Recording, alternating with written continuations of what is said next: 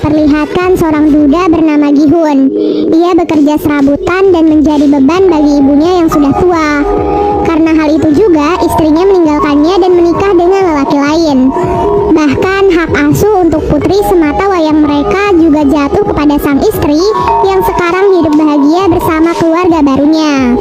Dengan semua kesialan dalam hidupnya, Gihun mencoba menjadi ayah yang baik di hari ulang tahun putrinya. Ia nekat mengambil uang ibunya untuk dilipat gandakan dalam sebuah perjudian. Beruntungnya ia berhasil memenangkan perjudian itu dan mendapatkan uang yang cukup banyak. Namun begitu keluar dari arena perjudian, ia langsung dikejar oleh para rentenir yang ingin menagih hutang pada Gihun. Melihat segerombolan rentenir itu, Gihun pun segera kabur untuk menyelamatkan uang-uangnya. Namun sayangnya ia tetap tertangkap. Ia mencoba bernegosiasi dan akan membayar separuh hutangnya dengan hasil kemenangannya hari ini. Namun saat ia memeriksa uangnya, ternyata semua uangnya telah hilang. Jadi saat proses pengejaran sebelumnya, ia sempat menabrak seorang gadis yang ternyata gadis itu telah mencuri semua uangnya. Nah, karena tak bisa membayar hutang, rentenir itu pun memaksa Gihun untuk menandatangani sebuah kontrak yang berisi bahwa jika Gihun tak bisa membayar hutangnya dalam waktu dekat, maka organ-organ tubuhnya akan diambil dan dijual oleh si rentenir. Semua kesialan hidupnya membuat ia frustasi karena di hari ulang tahun putrinya ia tak bisa membelikan makanan yang enak serta hadiah yang indah. Ia merasa telah gagal menjadi ayah yang baik untuk putrinya. Kini dalam hidupnya yang tersisa hanyalah kemalangan serta hutang yang tak akan sanggup ia bayar. Di tengah keputusasaannya itu, Gihun pun mendapatkan secerca harapan. Saat itu seorang pemuda memberikannya sebuah tiket masuk ke dalam sebuah permainan. Pemuda itu berkata bahwa jika Gihun berhasil menyelesaikan permainan di sana, maka ia akan mendapatkan uang yang sangat banyak. Mendengar hal itu, Gihun pun langsung tertarik dan mengikuti apa kata pemuda tersebut.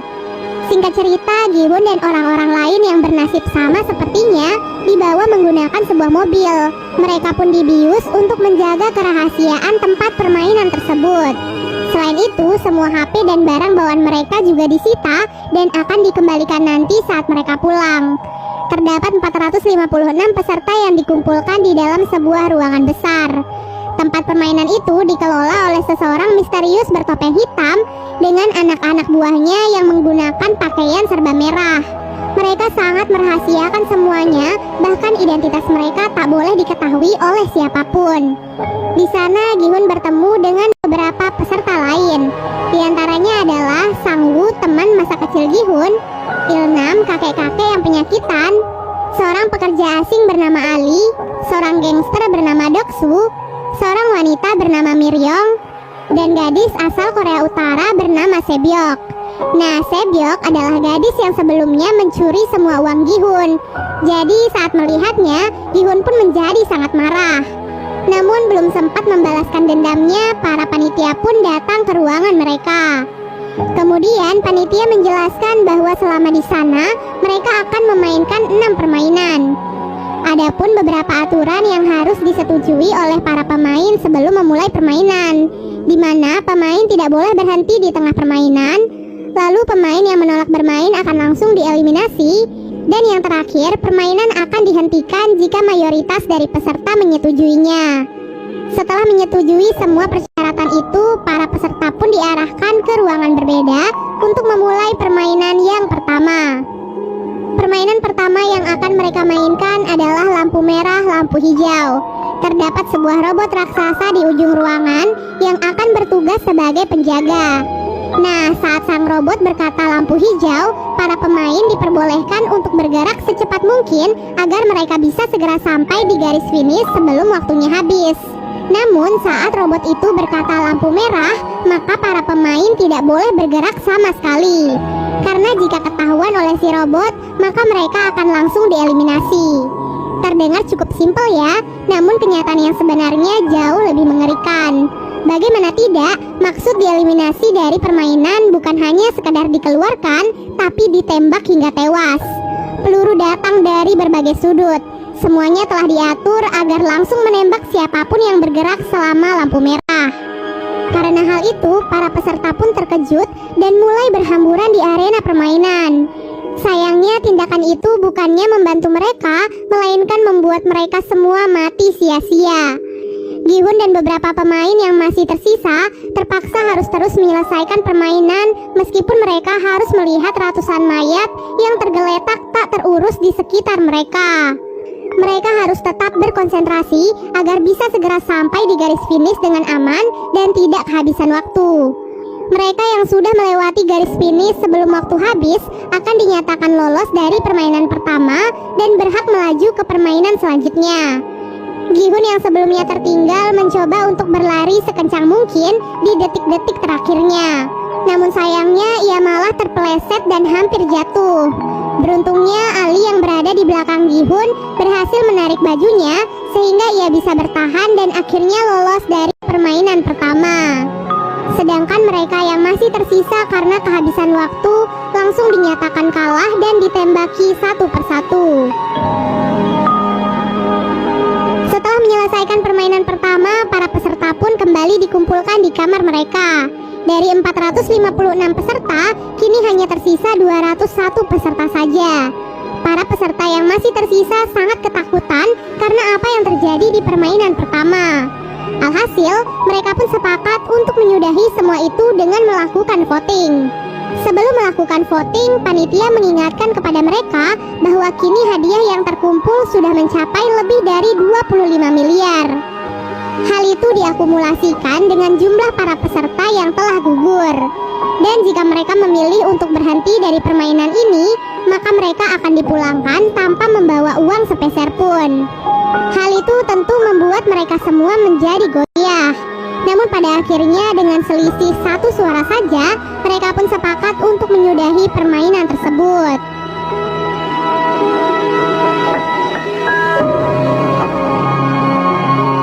Setelah kesepakatan itu, para peserta pun akhirnya dipulangkan kembali ke daerah mereka masing-masing. Keesokan harinya, Gi-hun memutuskan untuk pergi ke kantor polisi dan melaporkan sindikat permainan yang kejam sebelumnya. Ia pun menceritakan semua kejadiannya sejak awal mereka dibawa sampai kembali dipulangkan. Polisi yang mendengar semua ceritanya hanya bisa tertawa.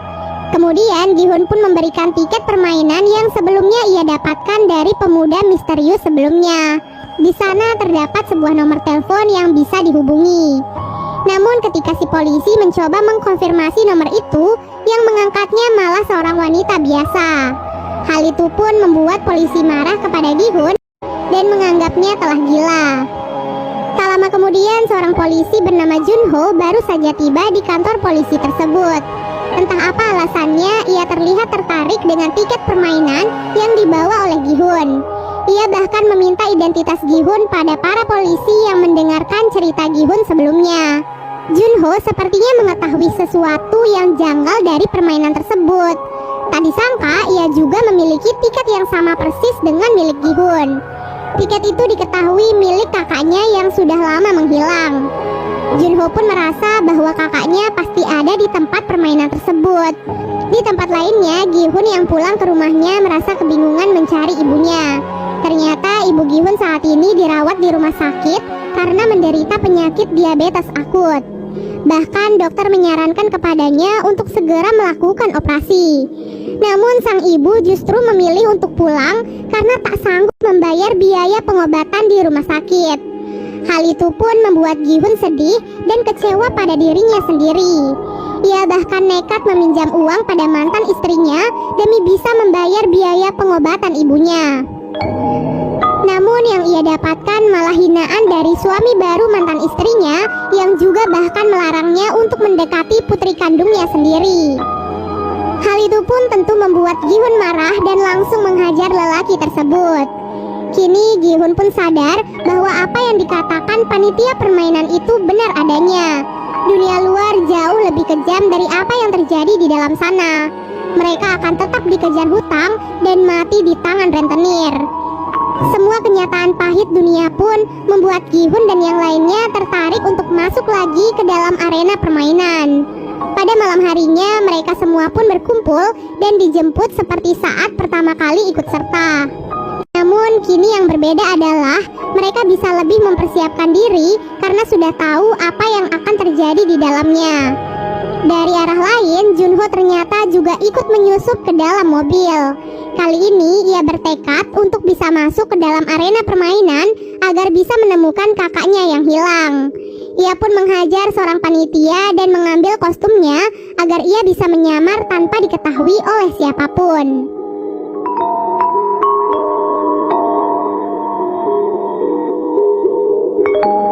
Seperti biasanya, para peserta pun kembali dikumpulkan dalam sebuah ruangan besar.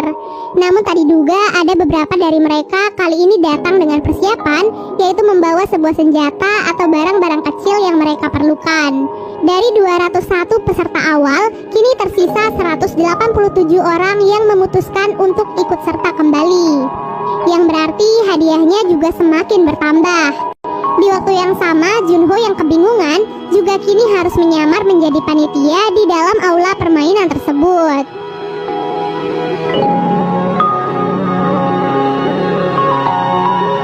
Pada malam harinya, Sebyok yang membawa pisau kecil pergi ke toilet dan mencoba menyusup lewat ventilasi. Dengan bantuan Miryong, ia pun berhasil masuk ke dalam ventilasi dan melihat apa yang terjadi di ruangan lainnya. Di sana ia melihat bahwa para panitia sedang membuat gulali berskala besar. Namun ia tak tahu apa yang akan dilakukan dengan semua gula tersebut.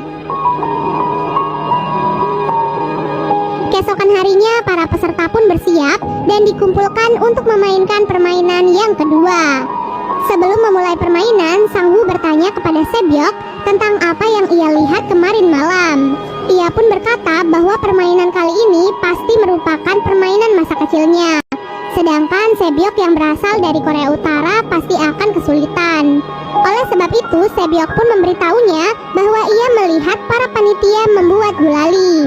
Setelah mendengar hal itu, Sang Woo pun langsung teringat akan permainan masa kecilnya, di mana terdapat lelehan gula yang diberikan dalam bentuk yang berbeda-beda. Tugas mereka adalah mengikis gula tersebut sesuai dengan bentuknya. Itulah mengapa ia sengaja mengambil bentuk segitiga karena merupakan bentuk yang paling mudah. Namun anehnya, Sang Woo tidak memberitahu teman-teman terdekatnya tentang hal itu dan malah membiarkan mereka memilih bentuk-bentuk yang sulit. Seperti contohnya Gi-hun mengambil bentuk payung dan kakek Ilnam mengambil bentuk bintang. Peserta memiliki waktu 10 menit untuk menyelesaikan permainan kali ini. Bagi peserta yang gagal membuat bentuk yang sesuai, maka mereka akan langsung dieliminasi atau ditembak.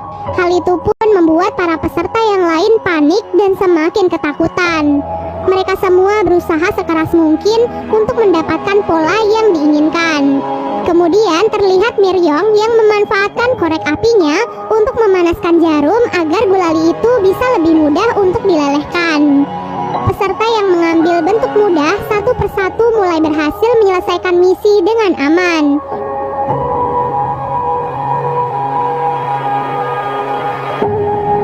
Namun yang menjadi masalah adalah para peserta yang mengambil bentuk-bentuk yang sulit.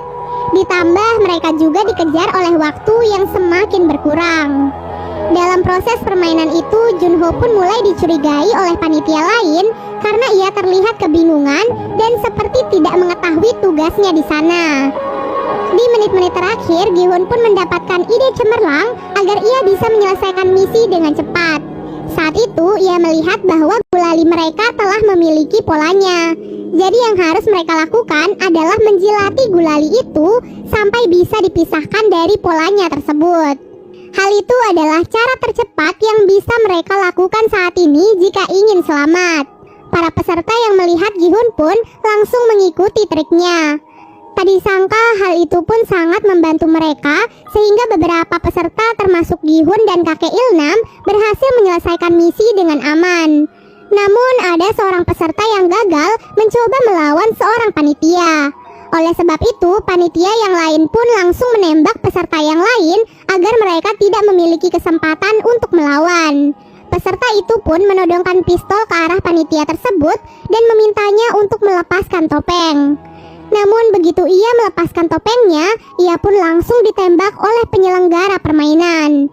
Jadi semua panitia di sana telah memiliki perjanjian bahwa mereka dilarang membuka topeng atau identitas mereka di dalam aula permainan, kecuali saat mereka berada di dalam kamar dan sendirian.